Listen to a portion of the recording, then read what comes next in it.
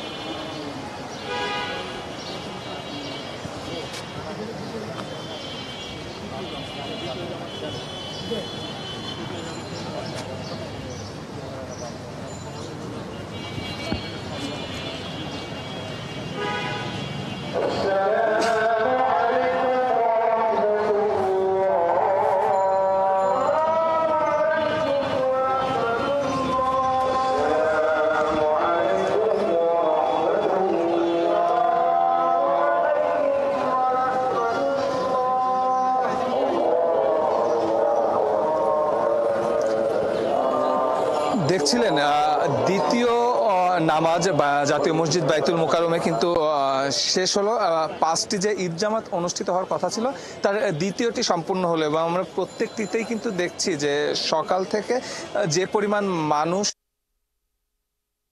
মসজিদটিতে ধারণ ক্ষমতা তার চেয়ে বেশি মানুষ কিন্তু প্রত্যেকটি জামাতে আসলে আসছেন এবং উপস্থিত হচ্ছেন। এবং এখন আমরা আগের জামাতে যেমন দেখেছিলাম যে জায়গা সংকুলন না হয় অনেকে দাঁড়িয়েছিল, আমরা দ্বিতীয় নামাজেও কিন্তু সেই একই অবস্থায় দেখলাম যে তারা দাঁড়িয়ে আছেন এবং তারা নিশ্চয়ই তৃতীয় যে জামাতটি সকাল এর পরবর্তী 9টার সময় অনুষ্ঠিত হবে তখন তারা আসলে অংশগ্রহণ করবেন। একটু বলে রাখতে চাই এই জাতীয় মসজিদ বাইতুল মোকাররম কিন্তু প্রায় 30,000 মুসল্লির ধারণ ক্ষমতা সম্পন্ন একটি মসজিদ এবং এই ঈদের সময় কিন্তু সেটি প্রায় 40 থেকে 50,000 মানুষ কিন্তু একসঙ্গে এখানে নামাজ আদায় করে। খুতবা শুরু হয়েছে, এরপরেই কিন্তু আসলে মোনাজাত হবে। আমরা সেই খুতবাতেও আমরা শুনবো। তার আগে আমরা যেটি জানিয়ে রাখতে চাই যে দ্বিতীয় যে জামাতটি আসলে অনুষ্ঠিত হলো সেটি কিন্তু বাইতুল মোকাররমের জ্যেষ্ঠ পেশ ইমাম হাফেজ মুফতি মাওলানা মিজানুর রহমানের পরিচালনা করলেন এবং